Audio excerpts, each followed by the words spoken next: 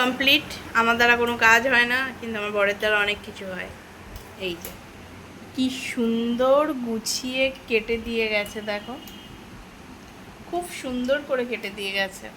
তো আমি আর মামুনি এখন বসে বসে কি খাবো, ফল খাবো। আইসক্রিম খেতে ইচ্ছা করছিল, বকা দিল, তাই আর খেলাম না।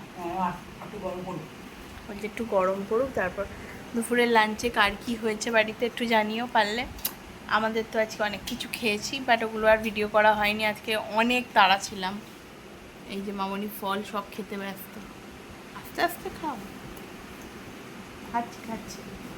আমার কুল পেয়ারা খেতে বেশি ভালো লাগে।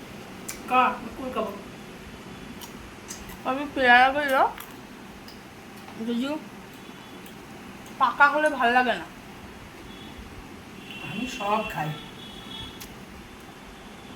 পাকা পেয়ারা কিরকম লাগে একটা, পাকা ভালো লাগে না। এরকমভাবে যদি কেটে দেয় ভাল লাগে, নাহলে দাঁতে কামড়াতে কামড়াতে না দাঁতগুলো কিরম হয়ে যায়, তাই না? এমনই মুখটা করেছে দেখো। আমি সব খাই।